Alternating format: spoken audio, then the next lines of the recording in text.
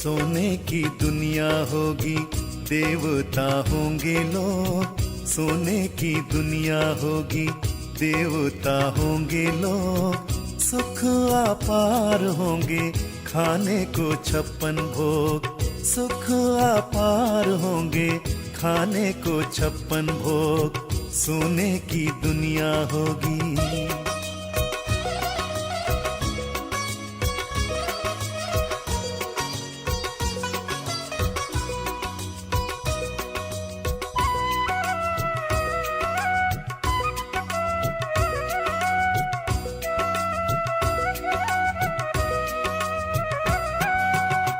राधे कृष्ण के संग सभी करेंगे रास। झिलमिल महलों में देवता करे निवास।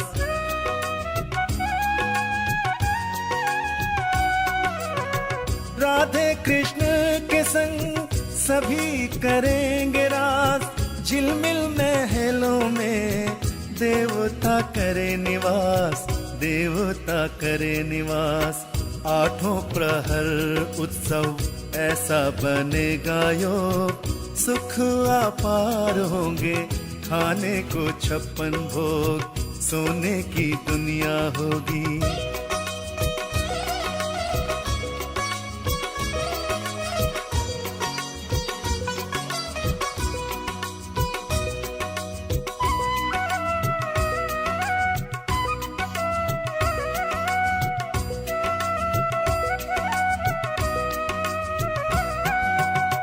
स्वर्ग में होगी सदा सुंदर बहार।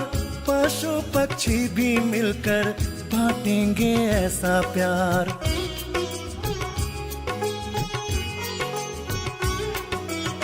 स्वर्ग में होगी सदा सुंदर बहार। पशु पक्षी भी मिलकर बांटेंगे ऐसा प्यार। बांटेंगे ऐसा प्यार। लंबी आयु जीने को प्रकृति करे सहयोग। सुख अपार होंगे, खाने को 56 भोग। सोने की दुनिया होगी, देवता होंगे लोग। सोने की दुनिया होगी, देवता होंगे लोग। सुख अपार होंगे, खाने को 56 भोग। सुख अपार होंगे, खाने को 56 भोग। सोने की दुनिया होगी, देवता होंगे लोग। सोने की दुनिया होगी, देवता होंगे लोग। सोने की दुनिया होगी, देवता होंगे लोग। सोने की दुनिया होगी। ओम शांति। हम आत्माएं जब से इस सृष्टि पर आई, जन्म पुनर्जन्म के चक्र में आई, तब से हर युग में, हर जन्म में आत्मा को कुछ लक्ष्य मिला और उस लक्ष्य के प्रमाण कर्म करने लगी। कुछ छोटे लक्ष्य और एक मुख्य लक्ष्य। जब उस प्रमाण आत्मा कर्म करने लगती है तो आत्मा की शक्तियाँ सही दिशा की ओर जाने लगती है। लेकिन जब विकारों की प्रवेशता हुई, तब से आत्मा लक्ष्यहीन हो गई। जीवन में जब तक लक्ष्य नहीं है, तब तक यथार्थ लक्षण आना असंभव है। इसलिए शिव बाबा जब सृष्टि पर आए तो बाबा ने हमें एक विशेष लक्ष्य दिया, संपन्न बनने का, संपूर्ण बनने का। श्री लक्ष्मी श्री नारायण समान सर्वगुण संपन्न 16 कला संपूर्ण बनने का, परंतु उससे पहले कर्मातीत बनने का। और इसीलिए हम भी परमात्मा याद से, पवित्रता के बल से और परमात्मा ज्ञान से अपने भीतर छिपे हुए विकारों को निकालकर इन लक्ष्यों को अपने जीवन में उतारने का, अपनी मंजिल तक पहुंचने का तब से पुरुषार्थ कर रहे हैं। आज की मुरली हमें हमारे लक्ष्य के समीप हमें कैसे जाना है, अपने लक्ष्य को बुद्धि में यथार्थ रीति देखकर, अनुभव करके अपने अंतर के गुणों को कैसे इमर्ज करना है, आंतरिक शक्तियों को छिपे हुए गुणों में कैसे निखार लेकर आना है, वो विधि सिखा रही है। सुनते हैं बाबा के मधुर महावाक्य। आज है 27 तारीख, 27 जनवरी 2025। बाबा के महावाक्य हैं, मीठे बच्चे, तुम्हारी जब कर्मातीत अवस्था होगी तब विष्णुपुरी में जाएंगे। पास विद ऑनर होने वाले बच्चे ही कर्मातीत बनते हैं। 3 चीज़ें हैं। पहला लक्ष्य पास विद ऑनर होने का, दूसरा लक्ष्य फिर कर्मातीत बनने का, फिर तीसरा लक्ष्य विष्णुपुरी में जाने का। तो तीनों का आपस में गहरा संबंध है। तो पहले हम पास विद ऑनर का पुरुषार्थ करेंगे। आज का प्रश्न है, तुम बच्चों पर दोनों बाप कौन सी मेहनत करते हैं? 2 बाप हैं, वैसे तो 3 हैं, परंतु वो पिता जो हमें सब कुछ हमारे बारे में बताते हैं, हमारा अलौकिक और पारलौकिक पिता, वो हम पर कौन सी मेहनत करते हैं? उत्तर है, बच्चे स्वर्ग के लायक बने, सर्वगुण संपन्न, 16 कला संपूर्ण बनाने की मेहनत बाप दादा दोनों करते हैं। यह जैसे तुम्हें डबल इंजन मिली है। देखो, स्कूल के अंदर बच्चे पढ़ते हैं, खुद ही मेहनत करनी पड़ती है, पेरेंट्स हेल्प करते हैं। यहाँ तो हमारे अलौकिक पारलौकिक पिता दोनों हमारे ऊपर मेहनत करते हैं। तो हमें डबल इंजन मिली है। ऐसी वंडरफुल पढ़ाई पढ़ाते हैं जिससे तुम 21 जन्म की बादशाही पा लेते हो।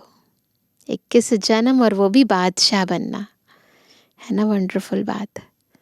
आज का गीत है, बचपन के दिन भुला न देना, आज हंसे कल रुला न देना।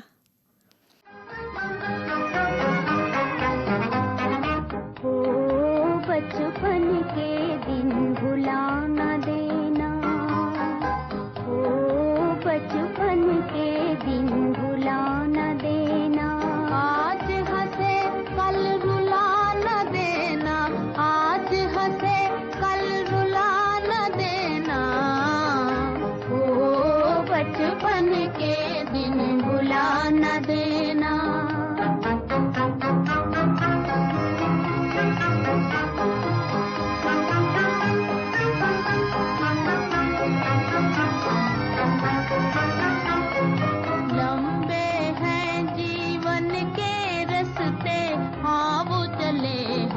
गाते हंसते,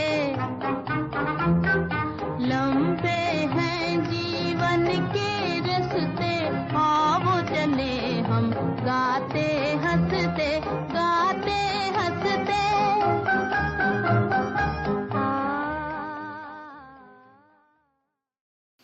ओम शांति।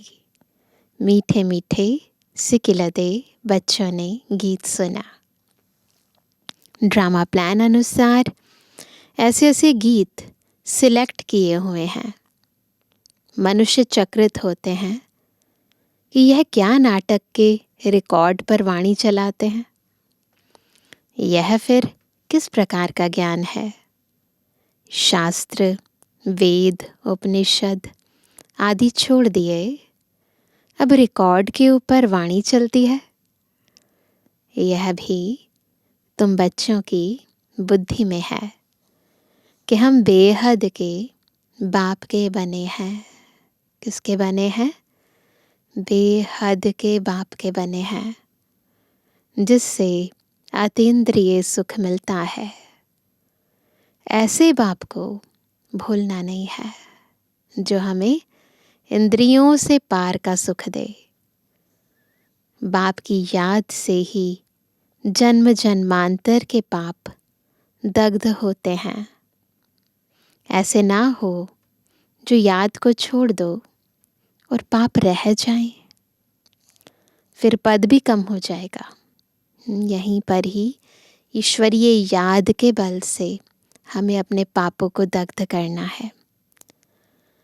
ऐसे बाप को तो अच्छी रीति याद करने का पुरुषार्थ करना चाहिए ना। पुरुषार्थ तो करना है, परंतु वो जो रीति है वो भी बहुत अच्छी होनी चाहिए, है ना। क्योंकि विधि से सिद्धि है। अगर विधि नहीं सही है तो सिद्धि भी पूरी नहीं मिलेगी। जैसे सगाई होती है तो फिर एक दो को याद करते हैं, तुम्हारी भी सगाई हुई है। फिर जब तुम कर्मातीत अवस्था को पाते हो तब विष्णुपुरी में जाएंगे। सगाई हो गई है, दिल की प्रीत एक प्रीतम से जुट गई है। इसके बाद हम सभी विष्णुपुरी में जाएंगे, परंतु उससे पहले कर्मातीत अवस्था को पाएंगे। अभी शिव बाबा भी है, प्रजापिता ब्रह्मा बाबा भी है। 2 इंजन मिली है, एक निराकारी, दूसरी साकारी। साकार मुरली है तो साकारी है। अभी अव्यक्त हो गए बाबा तो आकारी है। दोनों ही मेहनत करते हैं कि बच्चे स्वर्ग के लायक बन जाएं। सर्वगुण संपन्न 16 कला संपूर्ण बनना है। एक है सबसे बड़ी अथॉरिटी और एक दूसरे नंबर की अथॉरिटी। दोनों ही हम पर मेहनत कर रहे हैं, तो क्या बन जाना चाहिए हमें? जल्दी से जल्दी बन जाना चाहिए ना, सर्वगुण संपन्न। बाबा कहते हैं यहाँ इम्तिहान पास करना है। यह बातें कोई शास्त्रों में नहीं है। यह पढ़ाई बड़ी वंडरफुल है, भविष्य 21 जन्मों के लिए। और पढ़ाई होती है मृत्यु लोक के लिए, इसी दुनिया के लिए होती है। जब तक देह है तब तक काम में आएगी। देह छूट गई फिर दोबारा अगले जन्म में पढ़नी पड़ेगी। यह पढ़ाई है अमर लोक के लिए। उसके लिए पढ़ना तो यहाँ है ना। जब तक आत्मा पवित्र ना बने तब तक सतयुग में जा ना सके। इसलिए बाप संगम पर ही आते हैं। इसको ही पुरुषोत्तम कल्याणकारी युग कहा जाता है, जबकि तुम कौड़ी से हीरे जैसा बनते हो। इसलिए श्रीमत पर चलते रहो। बहुत इम्पोर्टेंट बात, श्रीमत पर चलते रहो। श्री श्री शिव बाबा को ही कहा जाता है। माला का अर्थ भी बच्चों को समझाया है। ऊपर में फूल है शिव बाबा, देखते हैं ना 108 की माला। ऊपर फूल है शिव बाबा, फिर है युगल मेरु, प्रवृत्ति मार्ग है ना। फिर प्रवृत्ति मार्ग के अनुसार युगल के रूप में होता है सारा। फिर है दाने, जो विजय पाने वाले हैं उनकी ही रुद्रमाला फिर विष्णु की माला बनती है। पहले रुद्रमाला बनती है परम धाम में, उसके बाद विष्णु की माला बनती है नीचे, वैजयंती माला, जो विष्णु की वंशावली बनते हैं। इस माला का अर्थ कोई भी नहीं जानते। बाप बैठ समझाते हैं, तुम बच्चों को कौड़ी से हीरे जैसा बनना है। तो बाबा कहते हैं 63 जन्म तुम बाप को याद करते आए हो। तुम अब आशिक हो एक माशूक के, सब भक्त हैं एक भगवान के, पतियों का पति बापों का बाप वह एक ही है। तुम बच्चों को राजाओं का राजा बनाते हैं। देखो वंडरफुल बाबा है, जो पतियों का पति है, जो पिताओं का पिता है, वो हमें राजाओं का राजा बनाते हैं। खुद नहीं बनते हैं, बाप बार बार समझाते हैं। बाप की याद से ही तुम्हारे जन्म जन्मांतर के पाप भस्म होंगे। साधु संत तो कह देते आत्मा निर्लेप है, बाप समझाते हैं संस्कार अच्छे व बुरे आत्मा ही ले जाती है। वह कह देते बस जिधर देखता हूँ सब भगवान ही भगवान है, भगवान की ही यह सब लीला है। बिल्कुल ही वाम मार्ग में गंदे बन जाते हैं। ऐसे ऐसे की मत पर भी लाखों मनुष्य चल रहे हैं। यह भी ड्रामा में नोंद है। हमेशा बुद्धि में 3 धाम याद रखो। कौन से हैं 3 धाम? शांति धाम, जहाँ आत्माएं रहती हैं। सुख धाम, जहाँ के लिए तुम पुरुषार्थ कर रहे हो। दुख धाम शुरू होता है आधा कल्प के बाद।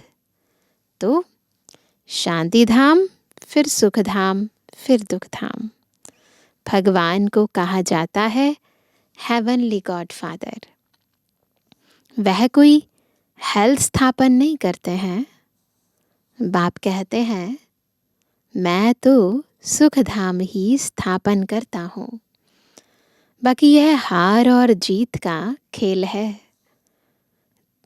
तुम बच्चे श्रीमत पर चलकर अभी माया रूपी रावण पर जीत पाते हो। फिर आधा कल्प बाद रावण राज्य शुरू होता है। तुम बच्चे अभी युद्ध के मैदान पर हो। यह बुद्धि में धारण करना है, फिर दूसरों को समझाना है। अंधों की लाठी बन घर का रास्ता बताना है, क्योंकि सब उस घर को भूल गए हैं, है ना। अपने निज धाम को भूल गए हैं, मूल वतन को भूल गए हैं। इसलिए सबको घर की याद दिलानी है, घर का परिचय देना है। कहते भी हैं कि यह एक नाटक है, परंतु इसकी आयु लाखों हजारों वर्ष कह देते हैं शास्त्रों में। इतने लाखों हजारों वर्ष कह दिया है। बाप समझाते हैं रावण ने तुमको कितना अंधा ज्ञान नैनहीन बना दिया है। बुद्धि का नेत्री पूरा बंद हो गया है। अभी बाप सब बातें समझा रहे हैं। बाप को ही नॉलेजफुल कहा जाता है। इसका अर्थ यह नहीं कि हर एक के अंदर को जानने वाले हैं, ऐसा नहीं है। वह तो रिद्धि सिद्धि वाले सीखते हैं, जो तुम्हारे अंदर की बातें सुना लेते हैं। तो वो रिद्धि सिद्धि से ऐसे काम करते हैं, बता देते हैं आपके अंदर क्या चल रहा है, आप क्या चाहते हो। नॉलेजफुल का अर्थ यह नहीं है। यह तो बाप की ही महिमा है। वह ज्ञान का सागर, आनंद का सागर है। केवल नॉलेजफुल मतलब ज्ञान का सागर नहीं है, अपितु आनंद का सागर, प्रेम का सागर, पवित्रता का सागर, हर चीज का स्रोत है। मनुष्य तो कह देते कि वह अंतर्यामी है। कहते ना भगवान तो सब जानता है, अंतर्यामी है, अंतर को जानने वाला है, जानी जाननहार है। अभी तुम बच्चे समझते हो वह तो टीचर है, हमको पढ़ाते हैं। अंतर्यामी नहीं है ना, ज्ञान का सागर है, टीचर है, नॉलेजफुल है, उसको ज्ञान है उस चीज़ के बारे में, इसलिए बता देता है। वह रूहानी बाप भी है, रूहानी सतगुरु भी है। वह जिस्मानी टीचर गुरु होते हैं, सो भी अलग अलग होते हैं, तीनों एक हो ना सके। करके कोई कोई बाप टीचर भी होता है, गुरु तो हो ना सके। वह तो फिर भी मनुष्य है। यहाँ तो वह सुप्रीम रूह परमपिता परमात्मा पढ़ाते हैं। आत्मा को परमात्मा नहीं कहा जाता, यह भी कोई समझते नहीं। कहते हैं परमात्मा ने अर्जुन को साक्षात्कार कराया तो उसने कहा बस करो बस करो, हम इतना तेज सहन नहीं कर सकते। कहते हैं ना, बताते हैं कि जब श्रीमद् भगवत गीता का ज्ञान दे रहे थे तो अर्जुन ने कहा कि आप अपना जो स्वरूप है उसका मुझे दर्शन कराओ। तो बताते हैं कि उस समय विराट रूप का जो स्वरूप है वो धारण करके श्री कृष्ण ने जो है वो अपना तेज दिखाया।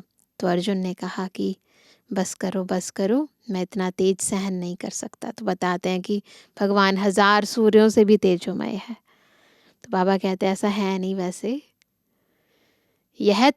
यह जो सब सुना है तो समझते हैं परमात्मा इतना तेजोमय है। आगे बाबा के पास आते थे तो साक्षात्कार में चले जाते थे। शुरू शुरू में कितना हुआ ना, कहते थे बस करो, बहुत तेज है, हम सहन नहीं कर सकते।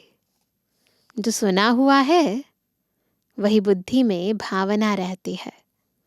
बाप कहते हैं जो जिस भावना से याद करते हैं मैं उनकी भावना पूरी कर सकता हूँ।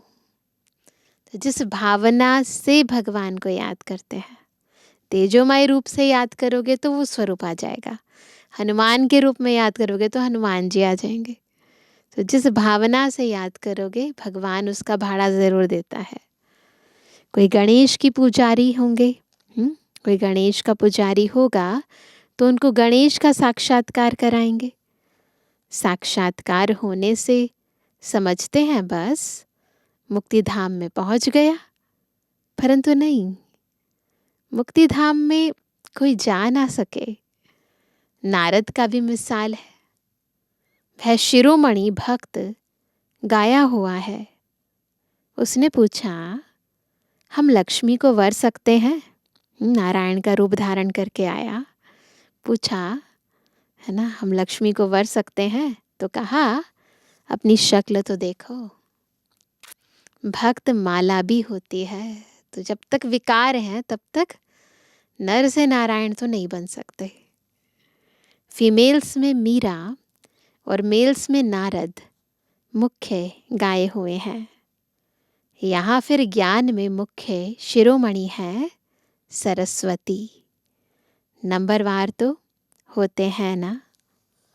बाप समझाते हैं माया से बड़ा खबरदार रहना है। माया ऐसा उल्टा काम करा लेगी, फिर अंत में बहुत रोना पछताना पड़ेगा।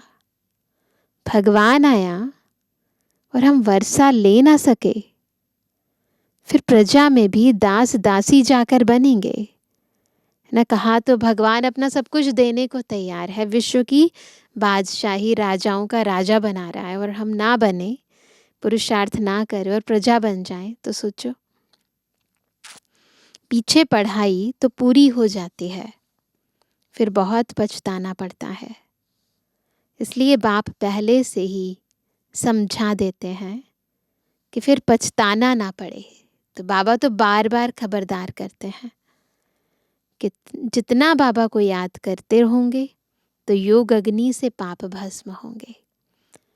तो पापों को भस्म करने का एक ही तरीका है ना, बाबा की याद। तो जितना बाप को याद करते रहेंगे तो योग अग्नि से पाप भस्म होंगे। आत्मा सत्व प्रधान थी, फिर उसमें खाद पड़ते पड़ते तमो प्रधान बनी है। गोल्डन, सिल्वर, कॉपर, आयरन नाम भी है। डिफरेंट एजेस बताई हैं, अलग अलग युग बताए हैं। अभी आयरन एज से तुम फिर क्या बन रहे हैं? आयरन एज से फिर तुमको गोल्डन एज में जाना है। पवित्र बनने बगैर आत्माएं जा ना सके। जाना तो है, कंडीशन है प्योरिटी। सतयुग में प्योरिटी थी तो पीस प्रॉस्पेरिटी भी थी, फिर प्योरिटी होगी तो सुख भी होगा, शांति भी होगी। यहाँ प्योरिटी नहीं तो उल्टा, पीस प्रॉस्पेरिटी भी नहीं। रात दिन का फर्क है। तो बाप समझाते हैं, यह बचपन के दिन भूल ना जाना। आज का गीत था ना, बचपन के दिन भुला ना देना। बाप ने एडॉप्ट किया है ना, ब्रह्मा द्वारा एडॉप्ट करते हैं। यह एडॉप्शन है। स्त्री को एडॉप्ट किया जाता है, बाकी बच्चों को फिर क्रिएट किया जाता है। स्त्री को एडॉप्ट करते हैं, बच्चों को क्रिएट करते हैं। स्त्री को रचना नहीं कहेंगे। यह बाप भी एडॉप्ट करते हैं कि तुम हमारे वही बच्चे हो जिनको कल्प पहले एडॉप्ट किया था, है ना। Nothing new. एडॉप्टेड बच्चों को ही बाप से वर्षा मिलता है। ऊंचते ऊंच बाप से ऊंचते ऊंच वर्षा मिलता है। वह है ही भगवान। फिर सेकंड नंबर में है लक्ष्मी नारायण, सतयुग के मालिक। अभी तुम सतयुग के मालिक बन रहे हो। अभी संपूर्ण नहीं बने हो, बन रहे हो। पुरुषार्थी है ना। पावन बनकर पावन बनाना, यही रूहानी सच्ची सेवा है। बहुत इम्पॉर्टेंट बात जो हमें करनी है, जो धारणा की भी है और सेवा की भी है, कि हमें पावन बनकर पावन बनाना है।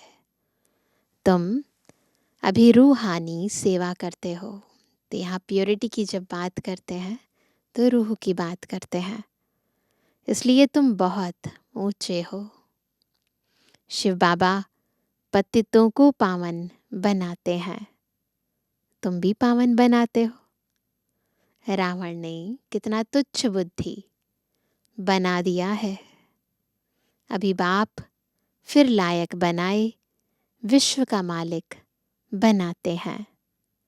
ऐसे बाप को फिर पत्थर ठिक्कर में कैसे कह सकते? बाप कहते हैं यह खेल बना हुआ है, कल बाद फिर ऐसा होगा। अब ड्रामा प्लान अनुसार मैं आया हूँ तुमको समझाने। इसमें ज़रा भी फर्क नहीं पड़ सकता। Drama as it is repeat होता है। बाप एक सेकंड की देरी नहीं कर सकते। जैसे बाबा का रीइंकारनेशन होता है, वैसे तुम बच्चों का भी रीइंकारनेशन होता है। तो हम भी अवतरित होते हैं ना, तुम अवतरित हो। आत्मा यहाँ आकर फिर साकार में पाठ बजाती है। इसको कहा जाता है अवतरण। परमधाम से आत्मा आई, देह में प्रवेश किया और पाठ बजाया। इसको कहते हैं अवतरण। ऊपर से नीचे आया पाठ बजाने। बाप का भी दिव्य अलौकिक जन्म है। बाप खुद कहते हैं मुझे प्रकृति का आधार लेना पड़ता है। मैं इस तन में प्रवेश करता हूँ। यह मेरा मुकर्रर तन है, कल्प कल्प का मुकर्रर तन ब्रह्मा बाबा का तन। यह बहुत बड़ा वंडरफुल खेल है। इस नाटक में हर एक का पार्ट नूंधा हुआ है, जो बजाते ही रहते हैं। 21 जन्मों का पार्ट फिर ऐसे ही बजाएंगे। तुमको क्लियर नॉलेज मिली है, सो भी नंबरवार पुरुषार्थ अनुसार। महारथियों की बाबा महिमा तो करते हैं ना।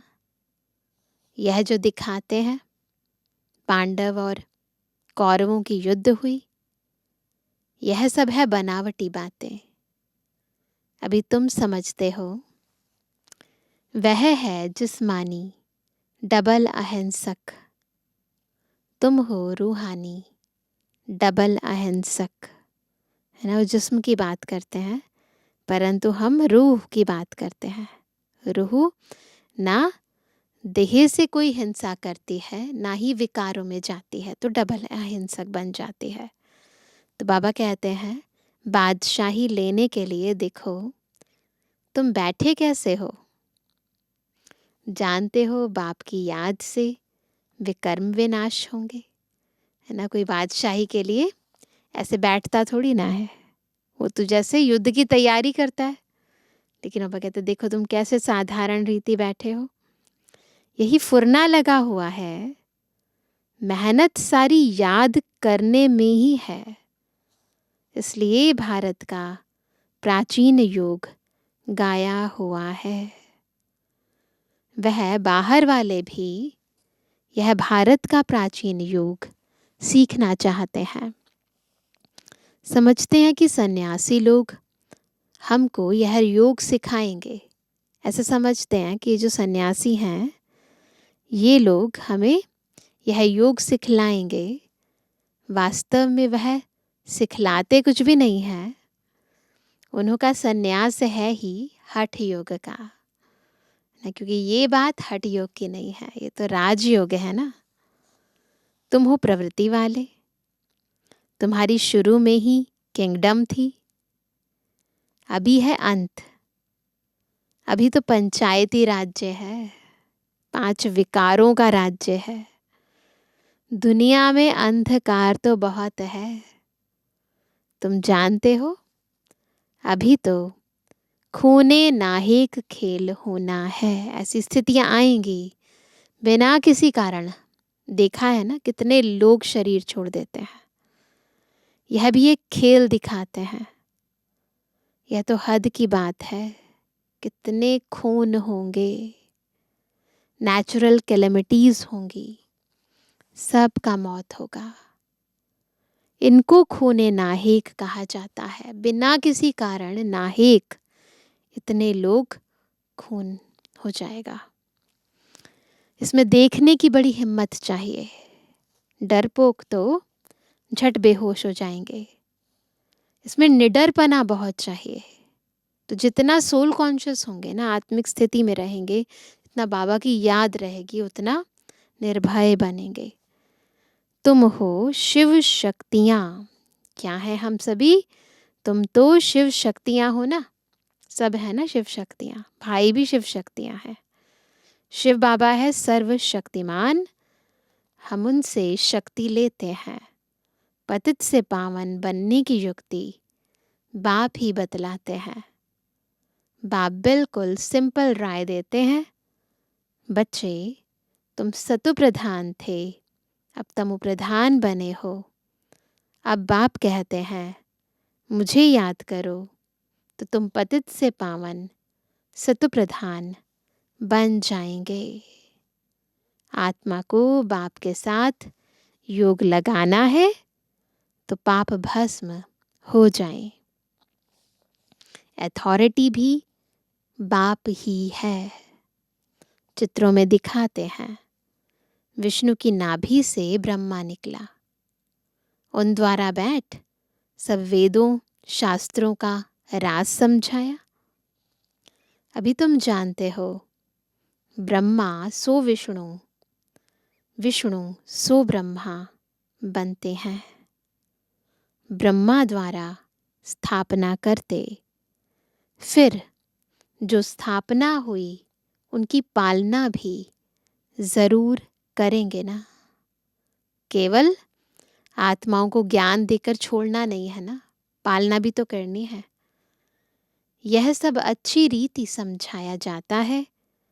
जो समझते हैं उनको यह ख्याल रहेगा कि यह रूहानी नॉलेज कैसे सबको मिलनी चाहिए। जो एक्चुअली में समझ जाते हैं वो अपने आप ही उनके मन में आता है कि इस ज्ञान को अन्य आत्माओं में बांटें। हमारे पास धन है तो क्यों नहीं सेंटर्स खोले। बाप कहते हैं अच्छा किराए पर ही मकान ले लो, उसमें हॉस्पिटल कम यूनिवर्सिटी खोलो। योग से है मुक्ति, ज्ञान से है जीवन मुक्ति। 2 वर्ष से मिलते हैं। कौन से? मुक्ति और जीवन मुक्ति। इसमें सिर्फ 3 पैर पृथ्वी के चाहिए और कुछ नहीं। गॉडफादरली यूनिवर्सिटी खोलो, विश्वविद्यालय व यूनिवर्सिटी, बात तो एक ही हुई। यह मनुष्य से देवता बनने की कितनी बड़ी यूनिवर्सिटी है। पूछेंगे आपका खर्चा कैसे चलता है? अरे बीके के बाप को इतने ढेर बच्चे हैं, तुम पूछने आए हो? बाहर वाले बहुत पूछते हैं धन कहाँ से आता है, बताते हैं फैमिली होती है ना तो सब मिलकर कंट्रीब्यूट करते हैं। बोर्ड पर देखो क्या लिखा हुआ है, बड़ी वंडरफुल नॉलेज है। बाप भी वंडरफुल है ना। तो प्रजापिता ब्रह्मा के मुख वंशावली बच्चे हैं, ब्रह्मा कुमार हैं, ब्रह्मा कुमारी हैं, भाई बहन है, परिवार है ना। तो समझना चाहिए ना, ये बड़ी वंडरफुल नॉलेज है। बाप भी वंडरफुल है ना। विश्व के मालिक तुम कैसे बनते हो? शिव बाबा को कहेंगे श्री श्री, क्योंकि ऊंच ते ऊंच है ना, सबसे ऊंचा बाबा है। लक्ष्मी नारायण को कहेंगे श्री लक्ष्मी श्री नारायण। यह सब अच्छी रीति धारण करने की बातें हैं, बहुत इम्पॉर्टेंट है। ये सब धारणा की सब्जेक्ट है, कैसे हमें प्योरिटी को अपनी लाइफ के अंदर पूर्ण रीति समाना है। तो धारणा के आधार पर पद निर्धारित हो जाते हैं। बाप कहते हैं मैं तुमको राजयोग सिखलाता हूँ। यह है सच्ची सच्ची अमर कथा।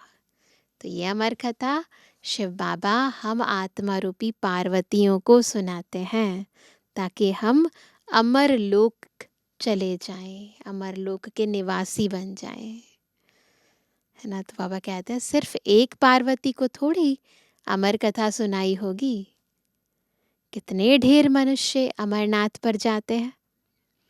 तुम बच्चे बाप के पास आए हो रिफ्रेश होने, फिर सबको समझाना है, जाकर रिफ्रेश करना है, सेंटर खोलना है, रिफ्रेश करना है, सेंटर खोलना है। बाप कहते हैं सिर्फ 3 पैर पृथ्वी का लेकर हॉस्पिटल कम यूनिवर्सिटी खोलते जाओ तो बहुतों का कल्याण होगा। तो साकार मुरली है, उस समय तो मुश्किल ही थोड़ी सी जगह मिलती थी, चाहे भारत में चाहे विदेश में, तो अभी तो बाबा के बड़े बड़े घर बन गए हैं। इसमें खर्चा तो कुछ भी नहीं है। हेल्थ, वेल्थ और हैप्पीनेस 1 सेकंड में मिल सकती है। बच्चा जन्मा और वारिस हुआ, तुमको भी निश्चय हुआ और विश्व के मालिक बने। बस निश्चय होना चाहिए ये मेरा बाबा है और मैं आत्मा इस पिता की बच्ची हूँ। तो निश्चय के आधार पर विजय होती है, निश्चय के आधार पर विश्व के मालिक बनते हैं। फिर है पुरुषार्थ पर मदार। तो पहले निश्चय फिर पुरुषार्थ शुरू हो जाता है। अच्छा तो मतलब की सितारों पर याद प्यार नंबरवार पूछा था। रूहानी बच्चों की रूहानी बाप दादा को गुड मॉर्निंग, नमस्ते नमस्ते नमस्ते। धारणा के लिए मुख्य सार। पहला, अंतिम खूने नाहिक सीन देखने के लिए बहुत बहुत निर्भय शिव शक्ति बनना है। सर्वशक्तिमान बाप की याद से शक्ति लेनी है। दूसरा, पावन बनकर पावन बनाने की रूहानी सच्ची सेवा करनी है। डबल अहिंसक बनना है। अंधों की लाठी बन सबको घर का रास्ता बताना है।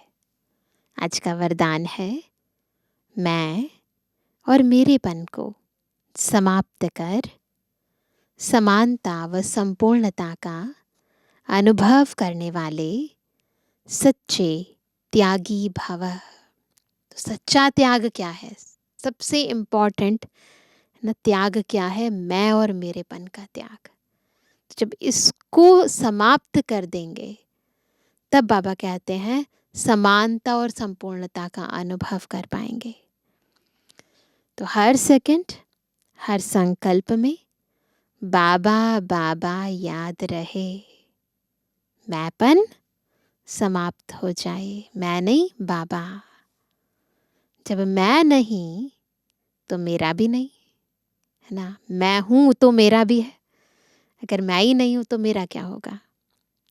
मेरा स्वभाव, मेरे संस्कार, मेरी नेचर, मेरा काम या ड्यूटी, मेरा नाम, मेरी शान, जब यह मैं और मेरापन समाप्त हो जाता तो यही समानता और संपूर्णता है। यह मैं और मेरेपन का त्याग ही बड़े से बड़ा सूक्ष्म त्याग है। इस मैंपन के अश्व को अश्वमेध यज्ञ में स्वाहा करो, तब अंतिम आहुति पड़ेगी और विजय के नगाड़े बजेंगे। तो हर बीमारी की जड़ ही ये मैं और मेरापन है।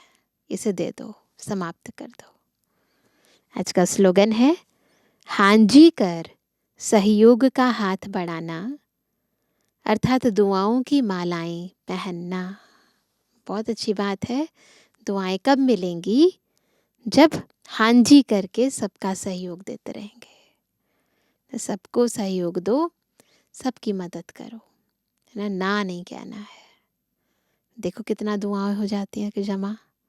ये दुआएं ही सबसे बड़ा खजाना है ना। तो इसलिए हाँ जी करो, सहयोग का हाथ बढ़ाओ, दुआएं जमा करो। अभी सुनते हैं आज का अव्यक्त इशारा। अपनी शक्तिशाली मनसा द्वारा सकाश देने की सेवा करो। मनसा द्वारा सकाश तब दे सकेंगे जब निरंतर एक रस स्थिति में स्थित होने का अभ्यास होगा। इसके लिए पहले व्यर्थ संकल्पों को शुद्ध संकल्पों में परिवर्तन करो। फिर माया द्वारा आने वाले अनेक प्रकार के विघ्नों को ईश्वरीय लगन के आधार से समाप्त करो। एक बाप दूसरा न कोई, इस पाठ द्वारा एकाग्रता की शक्ति को बढ़ाओ। अच्छा, ओम शांति।